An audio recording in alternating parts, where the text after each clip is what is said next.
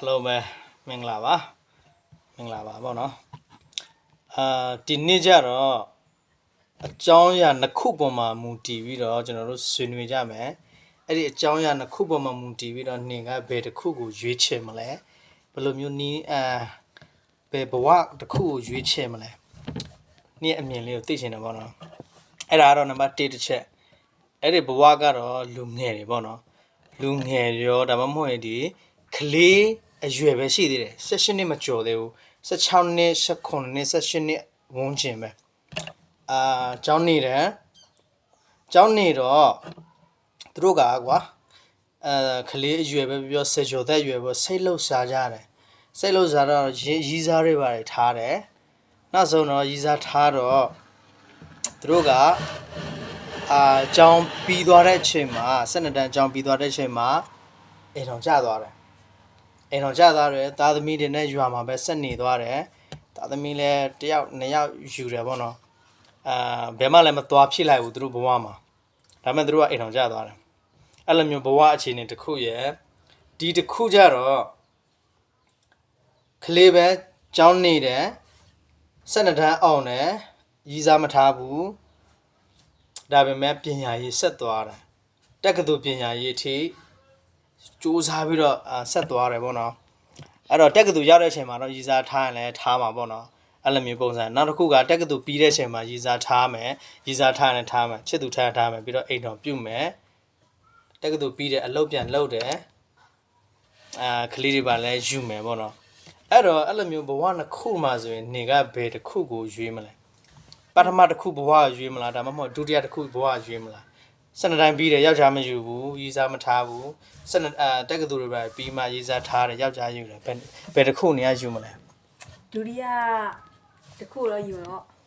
โอเคဒုတိယတစ်ခုယူမယ်ဘာဖြစ်လို့နေယူမလဲဒုတိယတစ်ခုဘာဆိုတော့ပထမတစ်ခုကစဉ်းစားကြည့်ပါဥပမာ14နှစ်မှာအိုင်တော်ကြတယ်ပြန်စဉ်းစားရင်အဲ့ဒီ14နှစ်ပြန်ပေါင်းနှစ်ခေါက်ပြန်ပေါင်းလဲဆိုရင်28နှစ်မှာသူတို့အိမ်တော်ကြားသိနေကွာဒါပေမဲ့သူတို့က14နှစ်မှကြီးလိုက်အဲ့ဒါဟိုပါလဲနှစ်ခေါက်ပြန်ပြီးတော့အိမ်တော်ကြားရပေါ့နော်ဒါကြောင့်မလို့မကောင်းလို့ထင်တယ်ပြီးတော့အဲ့ဒီအချိန်မှာလဲရီမန်းထားတဲ့ရည်ချက်တွေရီမန်းချက်တွေအများကြီးရှိတယ်ပေါ့နော်ဒါကြောင့်မလို့ပထမတစ်ခုကိုမရွေးချယ်ဘူးဒုတိယတစ်ခုကိုရွေးချယ်โอเคပထမတစ်ခုရွေးချယ်မယ်ဆိုရင်တော့ဒုတိယတစ်ခုโอเคဥပမာပဲပထမတစ်ခုရွေးချယ်မယ်ဆိုတော့ရည်စားရသွားမယ်အိမ်ထောင်ကျသွားမယ်ကလေးတွေပါနဲ့ရွာမှာရှိသွားမယ်ဘယ်မှလည်းသွားလာခွင့်တွေလည်းအများကြီးအစ်မရှိတော့ဒုတိယတစ်ခုကတော့အများကြီးသွားလာခွင့်လည်းရှိမှာပေါ့မောအခြားနိုင်ငံတွေပဲပြောပေါ့သူမှလွတ်လွတ်လာရှိတယ်ဆိုဟုတ်ပြီဒါဆိုရင်ခုနပြောတယ်နော်ဒုတိယတစ်ခုပဲရွေးချယ်တယ်မဟုတ်လားဟုတ်တယ်ဒါမဲ့လက်ရှိအချိန်တွေမှာကြေးလိုက်တဲ့ရွာပဲပြောအခြားရွာတွေပဲပြောအများအဖြစ်ပထမတစ်ခုကိုအများကြီးလူငယ်တွေကရွေးချယ်ကြတယ်ဘာဖြစ်တယ်လို့ထင်လဲအဲ့ဒါတော့ထင်မြင်ချက်နဲ့ယူဆရတာသူတို့ကအချစ်ကိုရွေးချယ်သွားတယ်လို့ထင်တယ်ပေါ့နော်သူတို့ကငါဒီယောက်ျားဒီ main ကလေးကိုယူရင်ငါအချစ်စစ်တွေ့ပြီကွာနောက်ထပ်ကိုတွေ့တော့သူနဲ့ပဲ80သူနဲ့ပဲပျော်ရွှင်နေထိုင်တော့မှငါဘာမှမလုပ်ချင်တော့စီးပွားရေးလဲနည်းနည်းပါးပါးပဲလုပ်တော့မှပါညာအဲ့လိုပဲတွေးတယ်လို့ထင်ပြီးတော့ယူသွားကြတယ်လို့ထင်တယ်ပေါ့ရေယူလေးအတွေးပဲတွေးပြီးတော့ယူသွားလိုက်တယ်ပေါ့နော်โอเคဒါဆိုရင်ဒုတိယတစ်ခုကြတော့နေရာဒုတိယတစ်ခုယူတယ်နော်ဘာဖြစ်လို့ရွေးချယ်တယ်ခုနတော့ကနေဖြေတာတော့ကပထမတစ်ခုကနေတွေ့သိတော့မကိုက်ဘူးမကောင်းဘူးအဲ့ဒါကြောင့်ဒုတိယတစ်ခုရွေးချယ်ဒါပေမဲ့နေအကြောင်းအရာအများကြီးမပြောသွားဘာဖြစ်လို့ဒုတိယတစ်ခုရွေးချယ်မလဲဆိုတာဒုတိယတစ်ခုရွေးချယ်တယ်ဆိုတာကတော့ဥပမာကွာပညာရေးအဆင့်မြင့်ပညာရေးတွေဆက်သွားခြင်းလို့တက္ကသိုလ်ပညာရေးထိုင်းနိုင်ငံလားအခြားနိုင်ငံမှာသွားခြင်းလို့မရွေးချယ်တာလားပညာရေးကြောင့်မရွေးချယ်တာလားဒါမှမဟုတ်ရင်လွတ်လပ်မှုကြောင့်မရွေးချယ်တာဘာကြောင့်လဲဒုတိယတစ်ခုပြန်စဉ်းစားကြည့်ရင်ကွာကိုရီးယားငယ်ရွယ်တော့ဆက်တန်းပြီးသွားတယ်ပြောတော့တက်ကတူတက်တယ်ပြောတော့ဘဝတက်လန်းအများကြီးရှိတယ်ပေါ့နော်ကိုလှုပ်ချင်တာကိုလည်းအရန်လောက်ကန်ခွင့်ရှိတယ်လွတ်လပ်မှုဆိုတာလည်းရှိတယ်ပေါ့နော်များစွာပဲပေါ့နော်အများကြီးပဲပြောတော့နေပဲသွားချင်တဲ့ဒီနေရာမှာသွားချင်တာဟိုနေရာမှာသွားချင်တာအဲ့လိုတယောက်တည်းပဲပေါ့ပို့ပါလေးနဲ့အဲ့လို ရွေးချယ်လို့ရတဲ့အတွက်ကြောင့်မလို့ Okay အဲ့လိုမျိုးအကြောင်းနေကရွေးချယ်သွားတာပေါ့ Okay ဒါဆိုရင်လက်ရှိအခြေအနေမှာနေပြောရနေပထမတစ်ခုမရွေးချယ်ပဲငါသိချင်တာနေအခုကအကြောင်းတက်တယ်မဟုတ်လားနေတငယ်ချင်းကြားမှာနေအသက်အရွယ်လောက်ပဲ16နှစ်မကျော်ကလေးတွေပဲနေတို့ဖွဲ့ရည်စားရရှိကြလားနေတငယ်ချင်းတွေမှာ ရှိတယ်လို့ထင်တယ်ကွာ ရှိတယ်လို့ထင် ဒါပေမဲ့လည်းသူတို့ကရှိတယ်ဖုံးကွယ် အဲ့ပေါ့အဲ့ဒါတော့ကွာ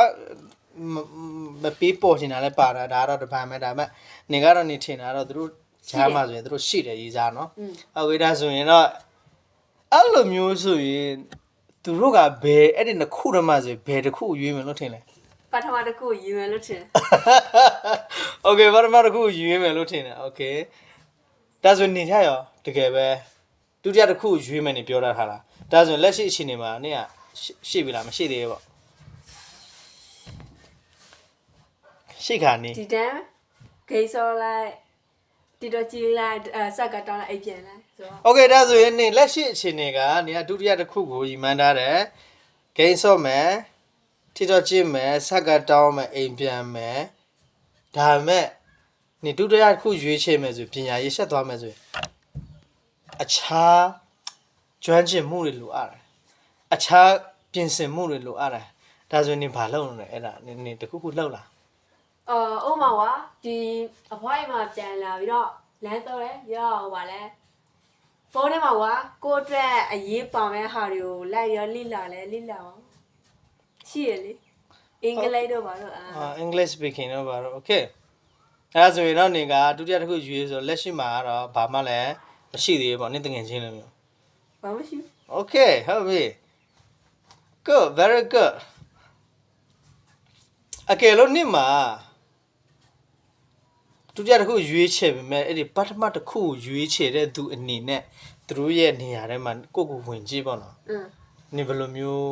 ခံစားရမလဲအဲ့လိုမျိုးရွေးချယ် အရင်ပိန်မန်းတော့ကွာဥမာငါဒီနေရာတော့ချင်ငါကလေးနေပါနေလောရပဲ ငါကလေးရှိတယ်ငါမသွားရဘူး အေးဟုတ်တယ်